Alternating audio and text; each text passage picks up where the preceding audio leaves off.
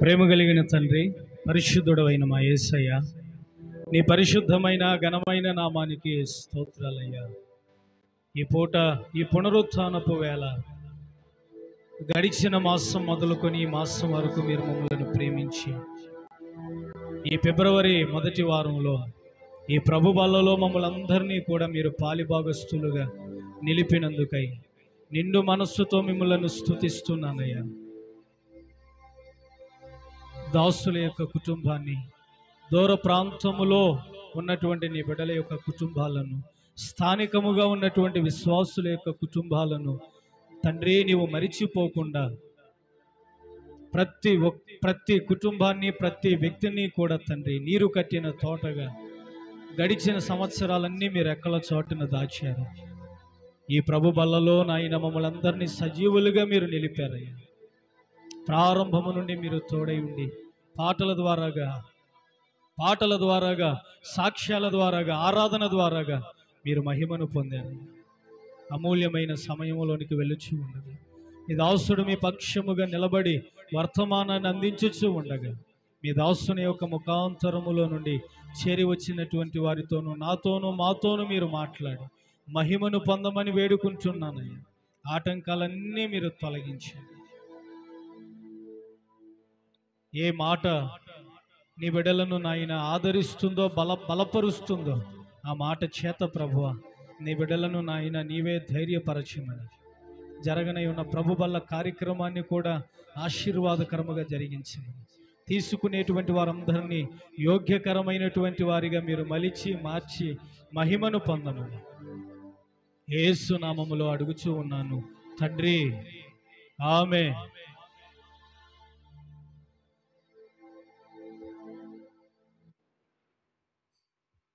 మంచిదండి.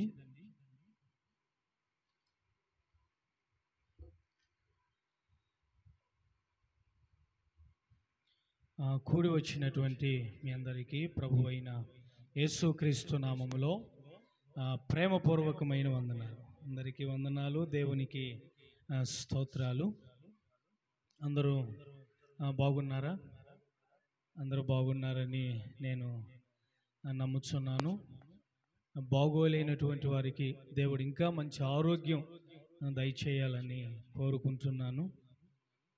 గడిచిన నెల మొదలుకొని ఈ నెల వరకు కూడా ప్రభువే మనకు సహాయం చేశాడు. ఈ నెల నుండి కూడా ఈ నెల ముగింపు వరకు ప్రభువే మనకు సహాయము చేయునుగాక. అందరికీ మరొకసారి ఈ ప్రభు బల్లలో పాలు పంపులు పొందటానికి వచ్చిన ప్రతి వ్యక్తితో ప్రభు అయిన యేసుక్రీస్తు సమాధానపూర్వకముగా మాట్లాడునుగాక. చాలామంది చాలాసార్లు మనతో చెప్తూ ఉంటారు, నేను నిన్ను విడిచిపెట్టను, నేను నీకు తోడై ఉంటాను, నేను నీకు అండగా ఉంటాను, నేను నీ పక్షముగా నిలబడతాను. చాలాసార్లు చాలామంది మనతో ఈ రీతిగా చెప్పినట్లుగా మనం చాలాసార్లు విన్నాం. నేను నీకు ఆ రీతిగా చేస్తాను, నేను నీకు ఈ రీతిగా చేస్తాను. చాలాసార్లు చెప్పారు మనతో. చెప్పినటువంటి వారందరూ కూడా ఈరోజు వరకు చెప్పిన ఆ మాటకు కట్టుబడి ఉండగలిగారా? ఇంకొక విషయాన్ని కూడా చెప్తారు, అసలు నేను నిన్ను మర్చిపోను అంటారు. అంటారా? అనరా? నేను నిన్ను మరిచిపోను అంటారు. అలా మరిచిపోను అన్నటువంటి వారే చాలా త్వరగా మరిచిపోతారు. చాలా తొందరగా మనలను విడిచి మనకు దూరం అయిపోతారు. ఈరోజు వాక్యమై ఉన్నటువంటి దేవుడు మనతో ఏ రీతిగా మాట్లాడుతున్నాడు అనే ఆశతో వచ్చిన నీకు ఒక చిన్న వాక్యాన్ని మనం గుర్తు చేసుకుందాం.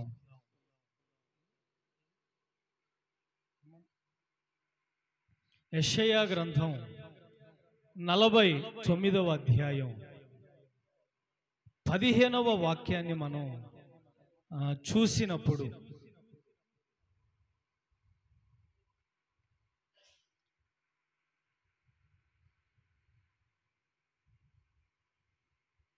అక్కడ ఒక ప్రత్యేకమైనటువంటి పదం మనకు కనబడుతుంది.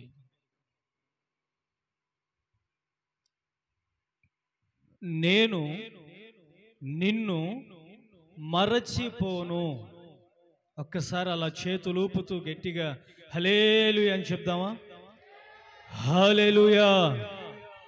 నేను నిన్ను మరచిపోను. మనతో చాలా మంది పదం చెప్పారు, నేను నీకు సహాయం చేస్తాను, నీ జీవితంలో ఈ రీతిగా ఉంటాను. అలా చెప్పినటువంటి వారి మాటలన్నీ మాటలుగానే మిగిలిపోయినాయి మన జీవితంలో. అవన్నీ మనకు కన్నీళ్లు తెప్పించేటువంటి విధముగా మారిపోయాయి. కానీ ప్రభు అయిన యేసుక్రీస్తు ప్రాముఖ్యమైనటువంటి మాట చేత నేను నిన్ను మరచిపోను.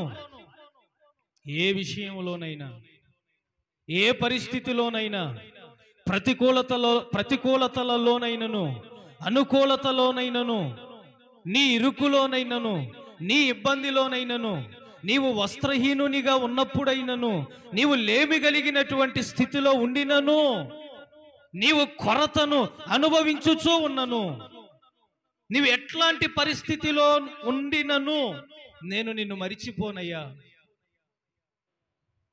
అందరూ చెప్పినట్లుగా ఈ మాట ఒకవేళ మనం తీసుకుంటే ఈ మాట కూడా మన జీవితంలో మాటగానే మిగిలిపోతుంది. యేసయ్య మనతో మాటలాడుచున్నాడు అనేటువంటి ఓ దృష్టి చేత నీవు నేను ఎప్పుడైతే చూడగలుగుతామో అప్పుడు ఈ వాక్యం మనలను హత్తుకుంటుంది. ఆయన మనలను మరిచిపోయే దేవుడైతే కాదు. పై పదాన్ని మనం కొంచెం చదవగలిగినప్పుడు సియోను, చదవండి ఆ పదాన్ని, 49:15వ వాక్యం.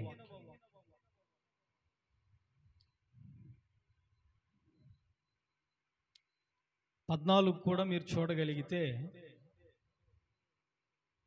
యెషయా గ్రంథం 49. అయితే సియోను, యెహోవా నన్ను విడిచిపెట్టి ఉన్నాడు, ప్రభువు నన్ను మరచి ఉన్నాడు అని అనుకొనుచూ ఉన్నది. స్త్రీ తన గర్భమున పుట్టిన బిడ్డను కరుణించకుండా తన చంటి బిడ్డను మరచునా? బాగా గ్రహించండి. వారైనా మరిచిపోతారేమో కానీ నేను నిన్ను మరిచిపోను. నేను నిన్ను అనే అంశము మీద ఈరోజు ప్రభు మనతో మాట్లాడుతున్నాడు. నేను నిన్ను. ఆయన మనతో స్వయముగా తెలియచేయుచున్నటువంటి విషయం. స్త్రీ అయినా తన కడుపున పుట్టిన చంటి బిడ్డను కరుణించకుండా మరిచిపోతుందేమో, విడిచిపెడుతుందేమో, దూరం అవుతుందేమో, దూరము చేసుకుంటుందేమో, వారైనా మరుచుదురేమో కానీ నేను నిన్ను మరిచిపోను. సియోను గురించి, సియోను నివాసుల గురించి యేసుక్రీస్తు ఉద్దేశించి పదాన్ని మాట్లాడుతున్నాడు.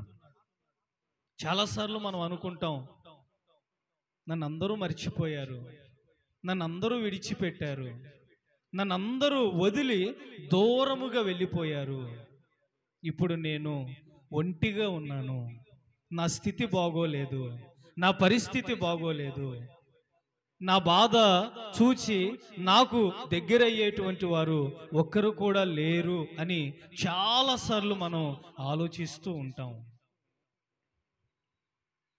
అందుకే ప్రభు అంటున్నాడు, నేను నిన్ను ఎలా మరిచిపోతాను? నీ బాధలో, నీ చింతలో ఎలా మరిచిపోతాను? ఎలా విడిచిపెడతాను? నువ్వు నాకు అవయవాలన్నీ రూపాంతరపరచబడి ఈ భూమి మీదకు వచ్చిన తరువాత నేను నిన్ను ఎరగల. నీవు తల్లి గర్భంలోనికి రాకముందే నీ గురించి నాకు తెలుసు. నువ్వు ఇంకా అప్పుడు పుట్టుండవు. నీ రూపం ఎలా ఉంటుందో ఎవరికీ తెలియదు. అప్పుడే నిన్ను గూర్చినటువంటి కదలికలు, నిన్ను గూర్చినటువంటి ఏమండి నీ బ్రతుకు దినములన్నీ చీటి ప్రభువుకి తెలుసంట. సమస్తము దేవునికి తెలుసంట. ఎప్పుడు? నీవు పుట్టక ముందే. ఇర్మియా గ్రంథం 1వ అధ్యాయము 5వ వాక్యాన్ని చూడండి. గర్భములో నేను నిన్ను రూపింపక ముందే నిన్ను ఎరిగి తిని. నువ్వు ఇప్పుడు కాదు, ప్రభువుకు తెలిసింది. నాకు అవయవాలన్నీ వచ్చిన తర్వాత నేను దేవునికి తెలిసేమో, నా తల్లి నన్ను కన్న తరువాత నేను దేవునికి తెలిసేమో, అప్పటి నుండి నా బ్రతుకు దినముల యొక్క జీవితం అంతా దేవుని యొక్క గ్రంథంలో రాసుకున్నాడేమో అని నువ్వు తలంచినట్లయితే అది నీ భ్రమే. నువ్వు పుట్టక ముందు నుండే నీ గురించి సమస్తము ఆయనకి తెలుసంట. నీ గురించి ఆయన ఎరిగినటువంటి వాడంటండి. నువ్వు ఎప్పుడు పుడతావో, ఎప్పుడు ఎదుగుతావో, ఎప్పుడు పెద్ద వ్యక్తివిగా మారుతావో, నీ గురించినవన్నీ సమస్తము దేవునికి తెలుసంట. అలా తెలిసినటువంటి యేసయ్య మనల్ని ఎలా మరిచిపోతాడండి? మనల్ని ఎలా విడిచిపెడతాడండి? యేసయ్య నిన్ను మరిచిపోయాడు అని నువ్వు అనుకుంటే ఆ ఆలోచనలో నుండి బయటకు రా. ప్రభువు నిన్ను ఎన్నడూ మరిచిపోయే దేవుడు కాదు. ఎన్నడూ నిన్ను మరచి నీకు దూరం అయ్యేటువంటి దేవుడైతే కాదు. నువ్వు పుట్టక ముందు నుండే నీ గురించి ఎరిగిన దేవుడు నిన్ను మధ్యలోనే ఎలా విడిచిపెడతాడు? విడిచి నీకు ఎలా దూరం అవుతాడు? గ్రహించండి. కొద్దిగా పెద్ద మనసు చేసుకొని వర్తమానాన్ని ఆస్వాదించండి. ABC అనే 3 విషయాలు చెప్తాను. మనమైనా మనలనైనా ఏ విషయాలలో మరిచిపోయి దూరం అవుతామో కొన్ని విషయాలు అక్కడ ఉంటాయి. ఆదికాండం 41వ అధ్యాయం 51వ వాక్యాన్ని చదవగలిగినప్పుడు, ఆదికాండం 41:51, అప్పుడు యోసేపు, దేవుడు నా సమస్త బాధను నా తండ్రి ఇంటి వారందరినీ, అదిగో చాలా మంది ఇంటిని ఇంటి వారిని మర్చిపోతారంట. ఆ జనుల మధ్యలో బ్రతికేటువంటి వారు మనం. ఇల్లు జ్ఞాపకం ఉండదు, ఇంటిలో ఉన్నటువంటి వారు జ్ఞాపకం ఉండరు. అందరూ ఇంటిని ఇంటి వారిని మరిచిపోయేటట్లుగా బ్రతుకుతున్నటువంటి దినాలలో ఉన్నాం మనం.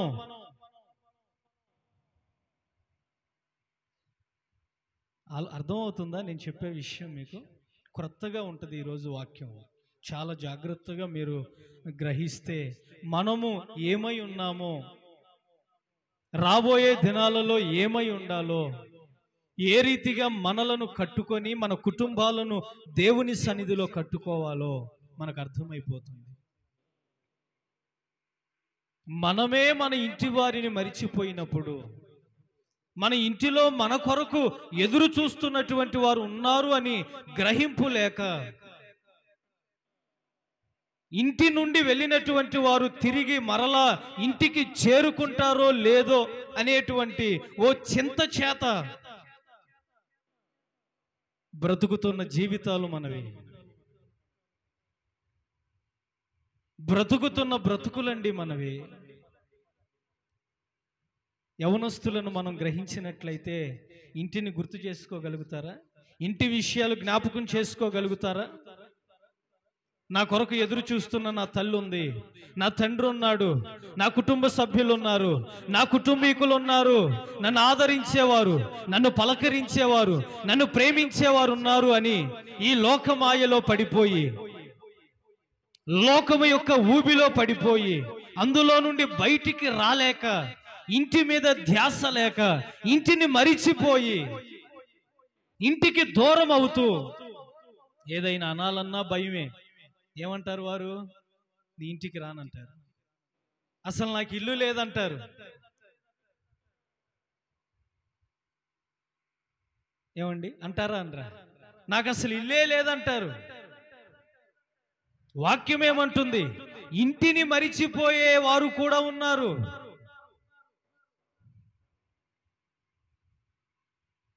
మరి మనం ఎవరిని మర్చిపోతున్నాం?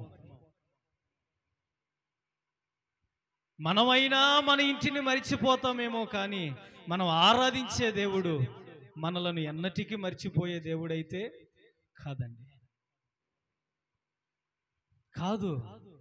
ఉదయం వెళ్తే సాయంత్రం వరకు ఇంటిని మరిచి ఉండకూడనటువంటి స్థలాలలోనే ఉంటూ కుటుంబము ఉన్నది అనేటువంటి సంగతిని మరిచిపోయి కుటుంబాన్ని ఏడిపించేటువంటి వారు ఎంతమంది లేరండి? చాలా మంది ఉన్నారు. అందుకే అంటున్నాడు ప్రభువు, నేను నిన్ను మరిచిపోనయ్యా, నేను నిన్ను ఎన్నటెన్నటికి మరిచిపోను. స్త్రీ అయినా తన కడుపున పుట్టిన చంటి బిడ్డనైనా మరిచిపోతుందేమో, కానీ నేను నిన్ను ఎన్నటికీ మరిచిపోనయ్యా. ప్రభు ఎలా మర్చిపోతాడు? ఈరోజు నువ్వు పడిపోయావు, నిన్ను చూచి అనేకులు నవ్వుతున్నారు. నవ్వినటువంటి వారి ముందే నిన్ను తలగా నిలబెట్టగలిగినటువంటి యేసయ్య మనతో ఉండగా మనల్ని ఎలా ఆయన మర్చిపోతాడండి? ఈరోజు నిన్ను బట్టి అనేకులు హేళనగా మాట్లాడుతుంటే, హేళనగా మాట్లాడేటువంటి వారి ఎదుట నీవు నడవలేనటువంటి పరిస్థితి, తిరుగులాడలేనటువంటి పరిస్థితి, వారి మధ్యలో బ్రతకలేనటువంటి పరిస్థితి. వారైనా నిన్ను మరిచిపోతారేమో. ఒకానొక దినాన నిన్ను జ్ఞాపకం చేసుకున్నటువంటి యేసయ్య వారి ఎదుటనే నిన్ను తలగా నిలబెట్టే దేవునిగా, నిన్ను మరిచిపోనటువంటి వ్యక్తిగా ఉన్నాడని నమ్ము, విశ్వసించు. ఆయన నిన్ను మర్చిపోడు. రెండవదిగా చూద్దాం, యోబు గ్రంథం 19వ అధ్యాయం 14వ వాక్యాన్ని చూడండి.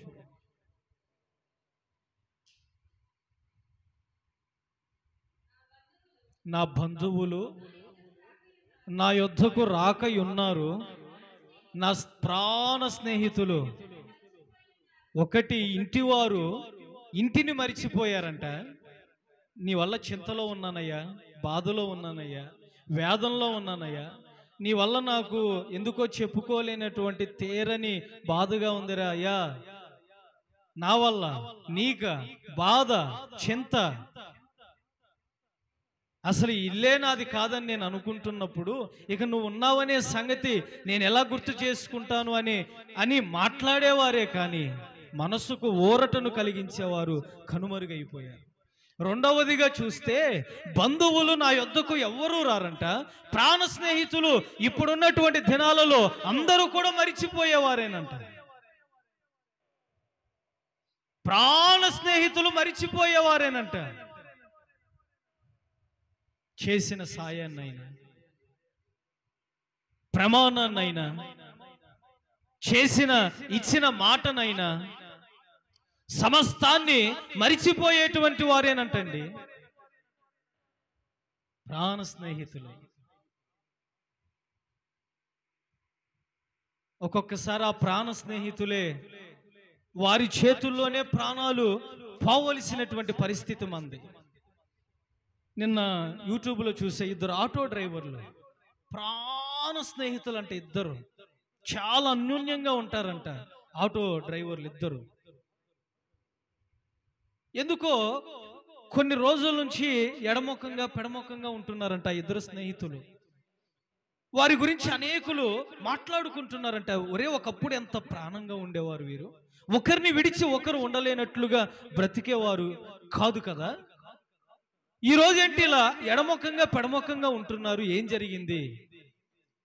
అలా ఎడముఖంగా పెడముఖంగా ఉన్నటువంటి వారిలో ఒకడు కొద్ది రోజులకి ఆటో ఓ ప్రక్క అట్లా ఆపి ఆ ఆటోలో తెచ్చుకున్నటువంటి కత్తితో ఈ వ్యక్తిని పొడి చేస్తాను. వద్దు అయ్యా, వద్దయ్యా, నేను నీ స్నేహితున్నయ్యా, అయ్యా నన్ను విడిచిపెట్టయ్యా, నన్ను విడిచిపెట్టయ్యా అని బ్రతిమలాడుతున్నా గాని ఆ వ్యక్తి కనికరించకుండా తన ప్రాణ స్నేహితుడు అనే సంగతిని మరిచిపోయి పొడి చేస్తున్నా గాని ఆ చనిపోయేటువంటి ఆ వ్యక్తిని తిరిగి ఒక్క దెబ్బ కూడా వేయలేదండి. ఎందుకు ఆ వ్యక్తిని చంపాడు అంటే ఒక స్త్రీ కొరకంట. ఎవరి కొరకు? దేవునికి స్తోత్రం కలుగునుగాక. ప్రాణ స్నేహితులైన వారి మధ్యలో ఉన్న స్నేహాన్ని ఎవరో వారి కొరకు మర్చిపోతున్నారే కానీ మనం ఆరాధించే దేవుడు ఎన్నటన్నటికి మనలను ఏ విషయంలో కూడా మరిచిపోయే దేవుడు కాదు. ఏ విషయంలో కూడా మర్చిపోయే దేవుడు కాదండి. ఆయన నిన్ను మరణం ఎలా కోరుకుంటాడండి? నిన్ను మరణం చేతికి ఎలా అప్పగిస్తాడండి? నువ్వు చనిపోవాలి అని అసలు ఎలా తలంచుతాడండి ఆయన? నీ కీడు ఎలా కోరుకుంటాడు ఆయన? ప్రాణ స్నేహితులైనా మర్చిపోతారంట కానీ మనం ఆరాధించే యేసయ్య మనలను మర్చిపోరంట. యోబుకి ఎంతమంది స్నేహితులు ఉన్నారు? ఉన్న స్నేహితులైన తనకు శరీరం మీద వచ్చినటువంటి వ్యాధిని బట్టి విడిచి దూరం అయిపోయారు. వాడు బూడిదలో ఉండాలి, ప్రతిరోజు శరీరానికి బూడిద రాసుకోవాలి, అతని దేహం అంతా వ్యాధి, కుటుంబం దూరం అయిపోయింది, ఆస్తి అంతా దూరం అయిపోయింది, తన కుటుంబీకులు దూరం అయిపోయారు అని నానా రకాలుగా స్నేహితులైనా మాట్లాడుకున్నారు. కానీ యేసయ్య తనను విడిచిపెట్టలేదండి. వదిలిపెట్టాడా? యేసయ్య తనని విడిచిపెట్టలేదు. ప్రాణ స్నేహితులైన కొన్ని సమయాల్లో మనలను మరిచిపోతారేమో కానీ నేను నిన్ను మరిచిపోను అన్న యేసయ్య ఈ సంవత్సరం అంతా నిన్ను మరిచిపోకుండా నీ విషయంలో నీ పక్షముగా ఉండునుగాక. ఇంకొక మాట కూడా చెప్తాను చూడండి. ఇర్మియా గ్రంథం 13వ అధ్యాయం 25వ వాక్యాన్ని చూడండి. ఇర్మియా గ్రంథం 13:25.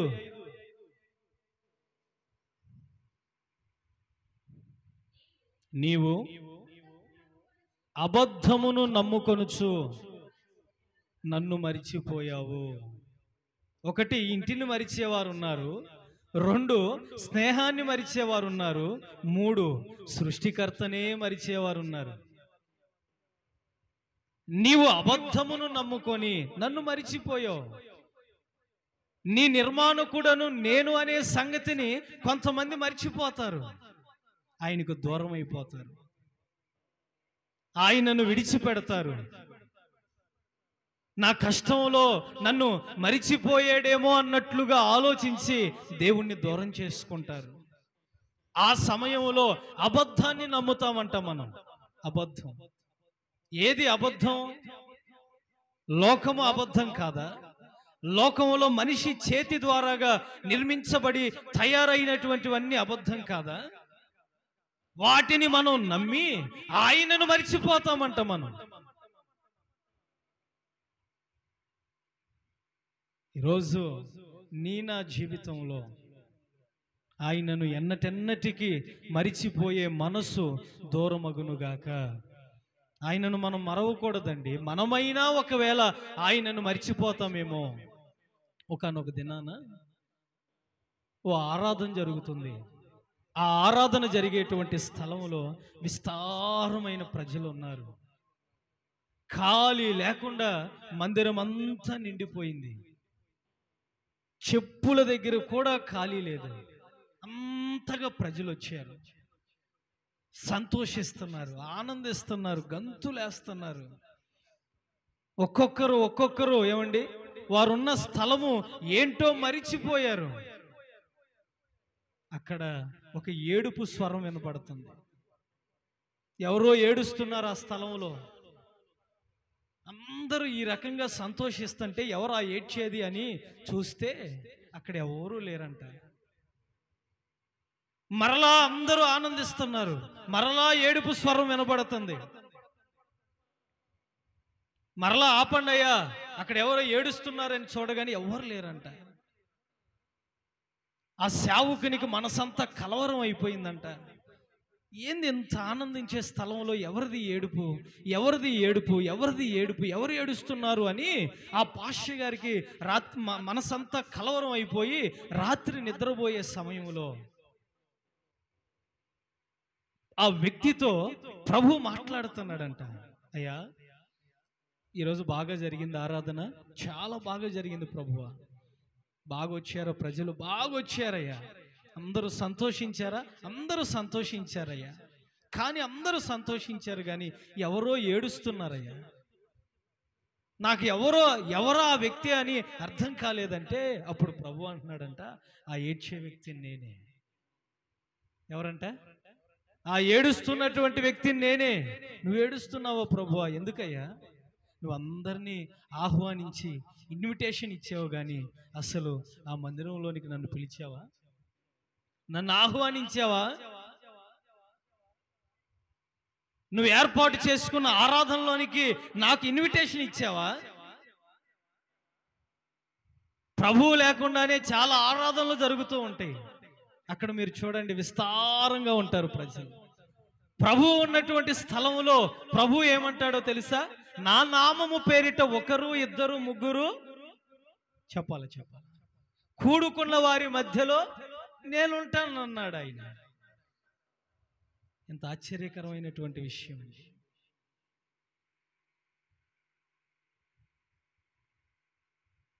ఎంత ఆశ్చర్యకరమైనటువంటి విషయం. ప్రభు మన మధ్యలో సంచరిస్తూ ఉన్నాడు. ఈ పూట నీ ప్రాణమును ఆయన తేలిక చేయబోతూ ఉన్నాడు. నీకు నెమ్మదినివ్వాలి అని ఆయన ఈ స్థలంలో నీ పైన దృష్టి నిలిపాడు. నీ కుటుంబాన్ని సమాధానపరిచి చక్కబెట్టాలి అని ఎదురు చూస్తున్న నీ హృదయ వాంఛను తీర్చాలని ఈ స్థలంలో ఆయన నిన్ను గమనిస్తూ ఉన్నాడు. ఆయన నిన్ను దాటిపోడు, నిన్ను ఆయన మరిచిపోడు. అయితే నువ్వు అబద్ధాన్ని నమ్మొద్దు. దేవుడు నిన్ను మరిచిపోయాడు అని నువ్వు అబద్ధం వైపుగా నీ అడుగులు వేయొద్దు. అవన్నీ మనిషి చేతి ద్వారాగా నిర్మితమైనటువంటివి. అబద్ధం వైపుగా అడుగులు వేయొద్దు. ఒకానొక దినాన నీకు ఒక రోజు వస్తుంది. ఒకానొక దినాన నిన్ను గమనిస్తున్న దేవుని దృష్టిలో నువ్వు ఉన్నావు అని నువ్వే సాక్షిగా నిలబడతావు.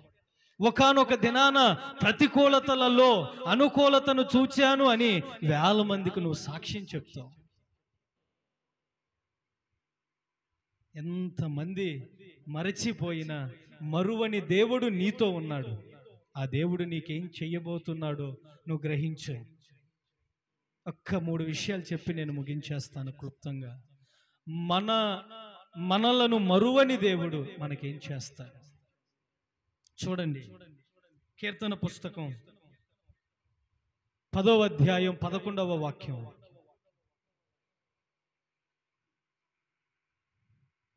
కీర్తన పుస్తకం 10వ అధ్యాయం 11వ వాక్యం.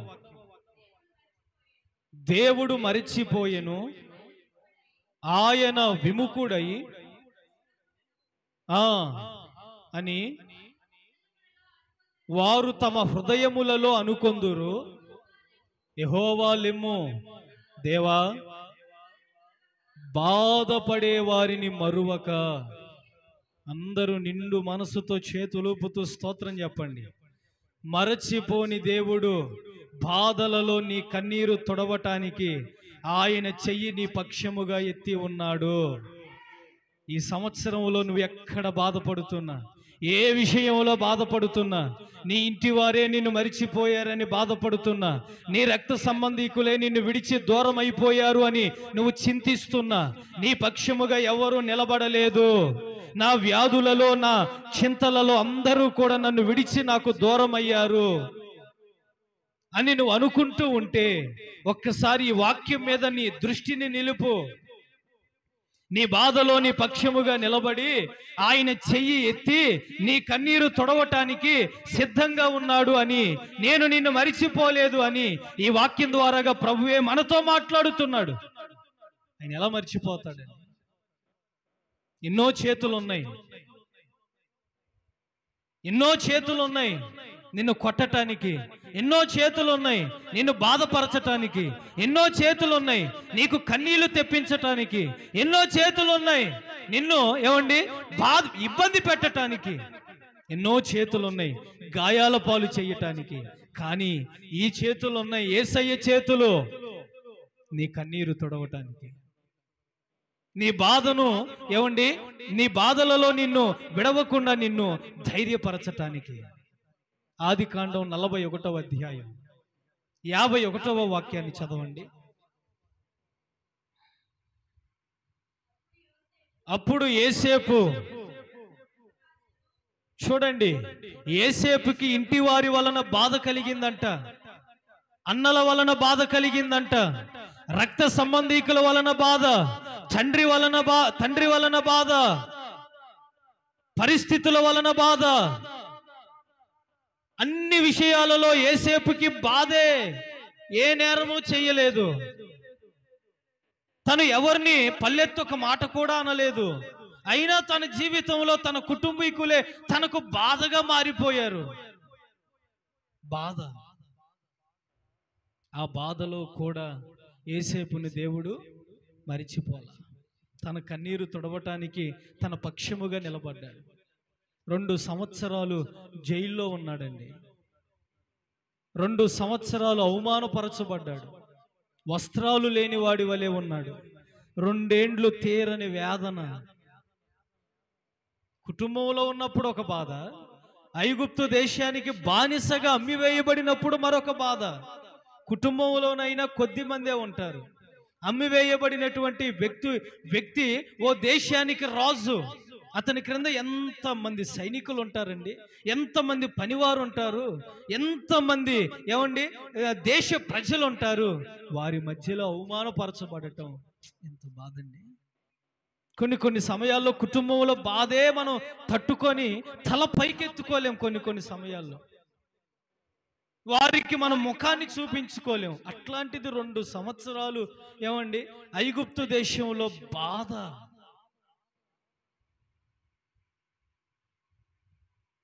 అట్లాంటి బాధలో ఉన్న వ్యక్తిని మరువని దేవుని యొక్క చెయ్యి కన్నీరు తుడిచి యేసేపును ఐగుప్తు దేశానికే పరిపాలించే నాయకునిగా చేసినట్లుగా, మీరున్న స్థలాలలో మీ బాధను మీరు మరిచిపోయేటట్లుగా చేసి, మీ బాధలో మీ కన్నీరు తుడిచే యేసయ్య చెయ్యి మీ పక్షముగా ఉండునుగాక. ఆమేన్. హల్లెలూయా, హల్లెలూయా. 2వ మాట కూడా చూద్దాం. నిర్గమాకాండం 30వ అధ్యాయం 6వ వాక్యాన్ని చూడండి.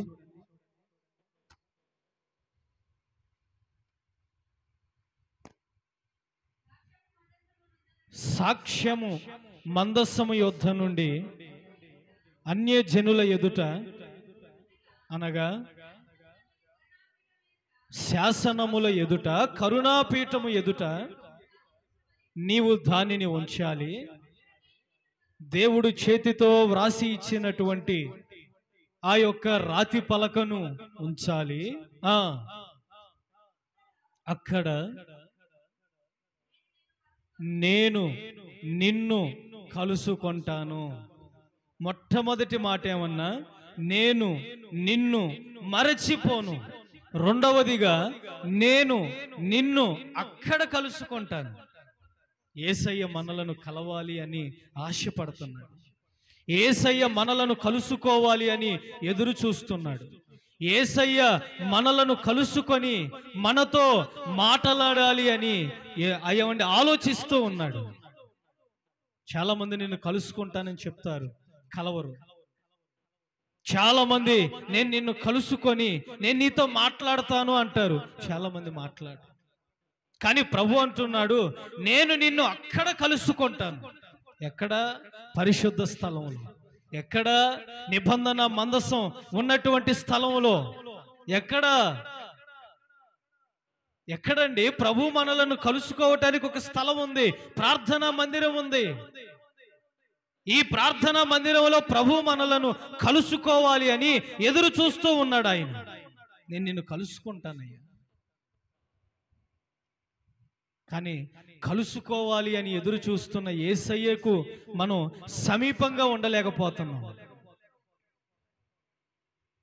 ఆయన మనల్ని కలుసుకుంటాడంటండి, మన దగ్గరికి రావాలని ఆయనకు ఆశ అంట. మనమేమో ఎవరెవరినో కలవటానికి వెళ్తాం, కానీ యేసయ్య మనలను కలవటానికి వస్తున్నాను అని ఈ వాక్యం ద్వారాగా చెప్తున్నాడండి. నేను నిన్ను కలవటానికి బయలుదేరానమ్మా, నిన్ను కలవటానికి వస్తున్నానమ్మా, ఒక్కసారైనా నిన్ను కలవాలి అని నీ వద్దకు వచ్చుచున్న నన్ను త్రోసివేయవద్దు.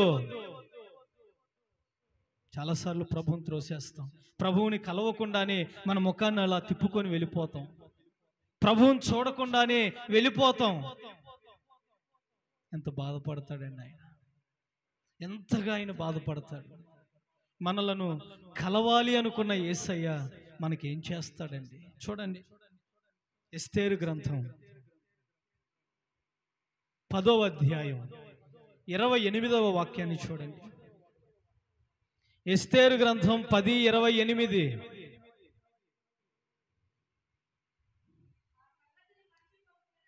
ఆ సంగతులు మరిచిపోవునట్లు తమ మీదను తమ సంతతి వారి మీదను అదిగదిగో తమతో కలిసి కొనిన వారి మీదను యేసయ్య ఒక బాధ్యత తీసుకుంటాడంట. దేవునికి మహిమ కలుగునుగాక.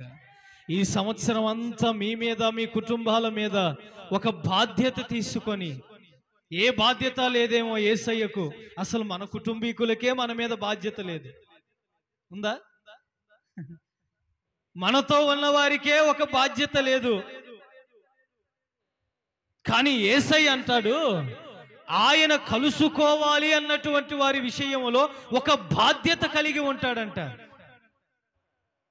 అయ్యా, నీకు బాధ్యత లేదయ్యా, కుటుంబం అంటే, తల్లి అంటే బాధ్యత లేదయ్యా, సంఘం అంటే బాధ్యత లేదు, పరిచర్య అంటే బాధ్యత లేదు.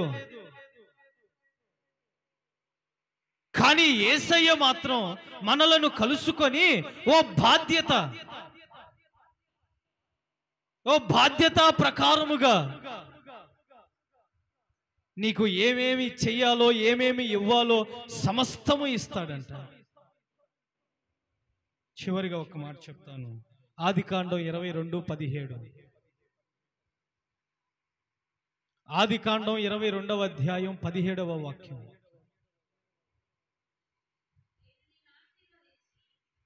నేను నిన్ను ఆశీర్వదిస్తాను. దేవునికి స్తోత్రం కలుగునుగాక. నేను చాలాసార్లు మీకు గుర్తు చేసానో లేదో మరలా చెప్తున్నాను, వాక్యాన్ని వంచకూడదు, విర్రగొట్టి చదవాలి. వాక్యాన్ని ఉంచినప్పుడు మనకు అర్థం కాదు, వాక్యాన్ని విరిచినప్పుడు మనకు అర్థమవుతుంది. రొట్టె చేతిలోనికి వచ్చినప్పుడు ప్రజలకు అర్థం కాల, ఎప్పుడు అర్థమైంది? విరిచినప్పుడు అర్థమైంది. ఓహో, 5,000 మంది తింటారా, 7,000 మంది తింటారా అని. వాక్యం కూడా అంతే, ఉంచినప్పుడు అర్థం కాదు, విరిచేయాలి. నేను నిన్ను ఆశీర్వదిస్తాను. 3 విషయాలు చెప్పాను. నేను నిన్ను మరచిపోను, నేను నిన్ను కలుసుకుంటాను. చివరి మాట ఏంటో తెలుసా? నేను నిన్ను ఆశీర్వదిస్తాను. ఆయన మనలను ఆశీర్వదించే దేవుడు. నువ్వు ఆశీర్వాదం కోసం ఎక్కడికెక్కడికో వెళ్తా ఉంటావు, కానీ ఆయనే అంటున్నాడు, నేను నిన్ను ఆశీర్వదిస్తానయ్యా, నేను నిన్ను ఆశీర్వదిస్తానయ్యా. ఆయన ఆశీర్వదించగలిగిన సమర్థుడు, ఆశీర్వదించే దేవుడు. మనలను ఆశీర్వాదానికి వారసులుగా చేయాలని, ఏమండి, ఆకాశ నక్షత్రాల వలె, ఇసుక రేణువుల వలె విస్తరింప చేయాలని కోరుకుంటూ ఉన్నాడు. ఆదికాండం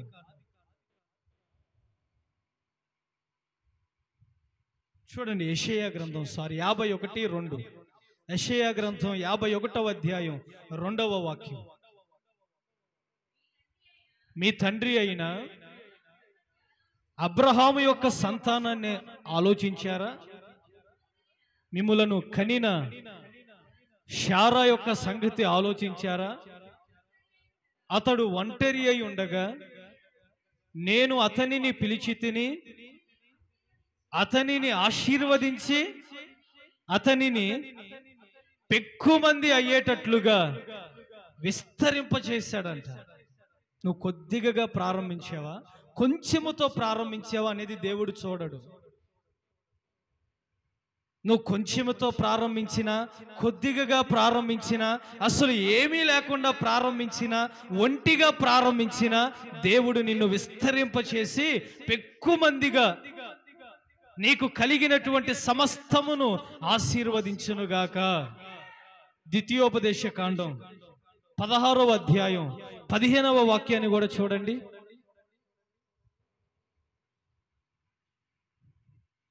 ద్వితీయోపదేశ కాండం 16వ అధ్యాయం 15వ వాక్యం. మీ దేవుడైన యెహోవా నీ రాబడి అంతటిలో, నీ చేతి పనులన్నిటిలో నిన్ను ఆశీర్వదించును. నీ రాబడిలో నిన్ను ఆశీర్వదిస్తాడంట, నీ చేతి పనిలో నిన్ను ఆశీర్వదిస్తాడంట, నీ పశువుల మందలో నిన్ను ఆశీర్వదిస్తాడంట, నీకు కలిగిన సమస్త విషయాలలో ఆయన నిన్ను ఆశీర్వదించి నీ సరిహద్దులన్నీ విస్తరింపచేయునుగాక. చిన్న ప్రార్థన చేసుకుందాం. తలలో ఉంచండి, క్రమంగా రండి. ప్రభు బలలో చేతులు వేసేవారు మీ ఎడమ చేతులు మీ కుడి చేతులు పెట్టుకొని అందరం ప్రార్థనాపూర్వకంగా ఉందాం.